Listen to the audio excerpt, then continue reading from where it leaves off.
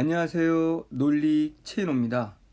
오늘 영상은 파이널 이렇게 하라 9평 이후 수능날까지 공부 방법론에 관한 것입니다.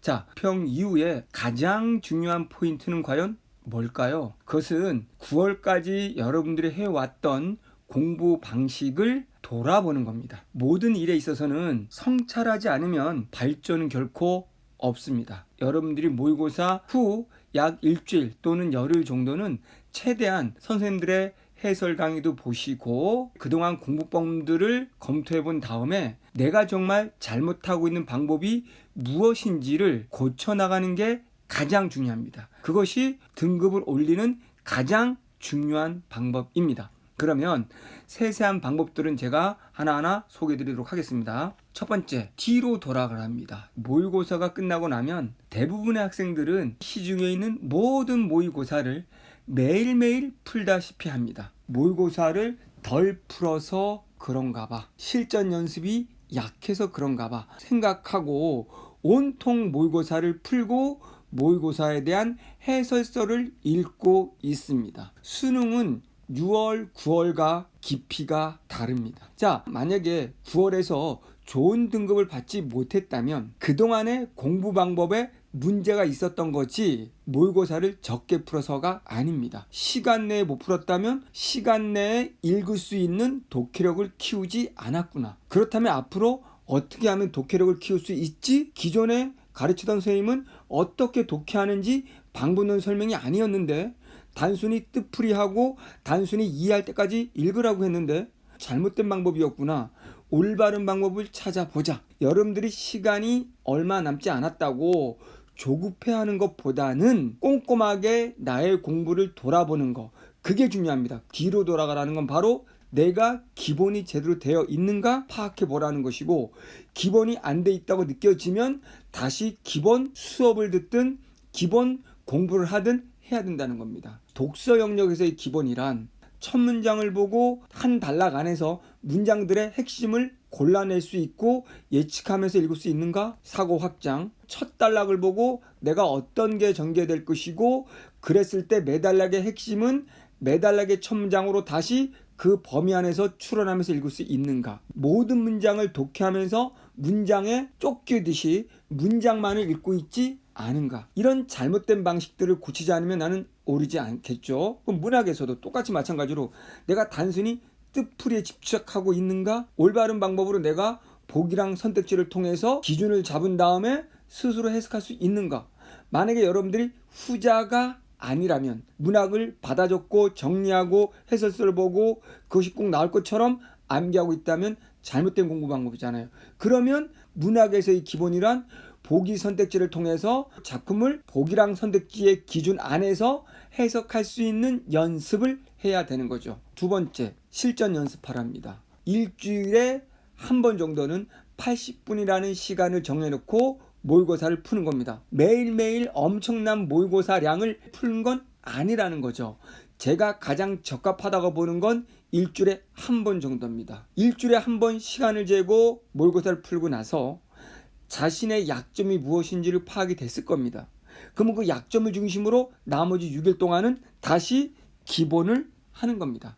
이때 기본이라는 것은 기출문제를 푸는 것과 EBS를 푸는 거예요. 비문학이라면 기출을 놓고 서론부터 본론, 첫 문장으로부터 예측하는 거, 서론으로 예측하는 거, 완벽하게 이것을 전체 뼈대 중심으로 정리할 수 있는 거 반복해서 하는 거예요. 문학 역시 마찬가지로 기출문제 보기 선택지 그리고 EBS의 보기 선택지를 보고 이걸 토대로 정답을 쉽게 찾을 수 있고 다른 문제도 풀 수 있고 작품도 해석할 수 있는지를 연습하는 겁니다. 똑같이 나오지 않거든요. 그래서 중요한 공부법은 무조건 모의고사를 푸는 것이 아니라, 그리고 모의고사에 나와 있는 해설지를 읽는 것은 정말 크게 도움이 안 됩니다. 여러분이 해설지를 읽었을 때 해설지를 이해한 것이지 지문 작품을 푸는 힘이 거기에 나와 있진 않거든요. 그런 해설지는 뜻풀이가 되어 있을 뿐이지 어떻게라는 논리가 들어있지 않기 때문에 바뀌어지는 짐은 바뀐 작품을 적용할 수 있는 힘은 절대 없는 겁니다. 차라리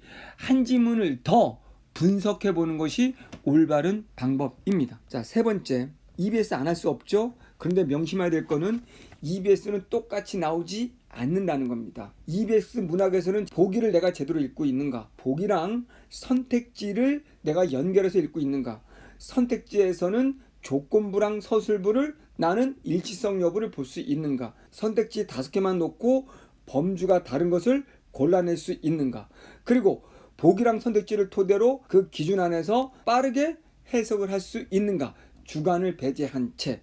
이게 EBS 교재를 활용하는 방법입니다. 다시 한번 강조합니다. 잘 들으세요. 분명히 EBS는 변형한다고 했습니다. 작품은 똑같을지라도 보기랑 선택지가 달라진다는 거죠. 그렇다면 여러분들이 달달 암기했을 경우는 못 풀게 되는 경우가 생기고, 산문 같은 경우에는 EBS에 제시된 지문과 수능 지문이 다르겠죠. 그러면 당연히 문제도 다 달라지겠죠. 그렇기 때문에 EBS 공부는 하되 내가 보기 선택지를 활용하고 연습하는 방식으로 하고 똑같이 나올 거라는 기대감은 버리게 될 것입니다. 자, 우리가 세부적으로 한번 말씀드려 볼게요. 독서 영역은요, 매일매일 눈 뜨면 모든 과목 통틀어서 독서부터 하십시오. 제 강의를 듣는 친구들은 알겠지만, 자, 이 독서라는 읽기의 힘은 모든 운동선수들이 먼저 웨이트로 근력을 키우는 것이 같은 겁니다. 그렇기 때문에 눈을 뜨면 독서 영역을 하십시오. 지금 국어의 관건은 뭡니까? 80분 안에 모든 문제를 풀 수 있느냐, 이런 얘기입니다. 수능에서는 독서의 깊이가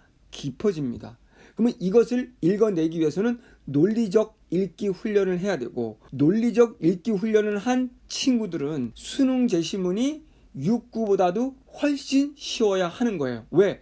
가장 논리적인 글이 수능이기 때문입니다. 그래서 독서를 역시 기출을 가지고 공부한다면 기출에서도 문제가 아니고 지문이 중요한 거예요. 제발 아는 지문일지라도 지문을 여러 번 반복해서 읽어보세요. 처음에는 요약을 할 때 한 10줄로 요약이 됐다면 2번 읽을 때 8줄 요약, 3번 읽을 때 6줄 요약, 5번 정도 읽었더니 4-5개 단어로 끝나는데, 체인호 수업을 들은 친구들은 제가 어려운 독서 지문, 니트 지문조차도 몇 개의 단어로 끝내는 걸 보셨을 겁니다. 여러 번 보라는 것은 내용을 알려는 것이 아니라 글의 구조, 뼈대를 이해해서 글을 좀 더 쉽게 이해하는 힘을 키우라는 거예요.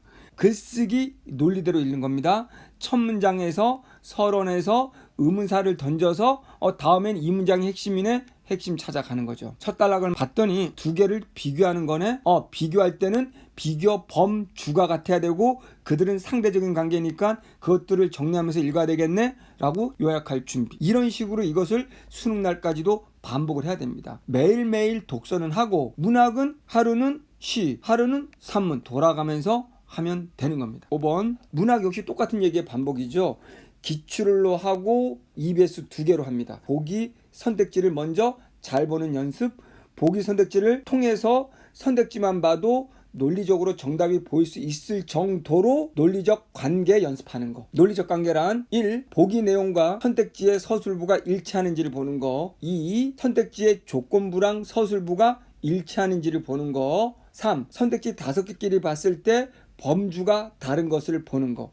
이거 훈련하면 거의 지문 안 가도 정답 나오는 케이스가 50% 이상입니다. 문학 이 훈련을 해두면 뭐가 나올지 걱정이 사라집니다. 그래서 문학은 이제 난도라는 건 사라지고 얼마나 빨리 풀어서 시간을 줄여서 비문학 풀 수 있는 시간을 확보하는가의 영역이 문학이 되는 거예요. 여러분이 착각하는 게 있는데 체인호 수업은 보기만 보고 풀어가 아닙니다. 보기를 토대로 먼저 논리적 기준을 잡고 그 작품 안에서 선택지를 보고 그래서 이 기준을 가지고 작품으로 가는 겁니다.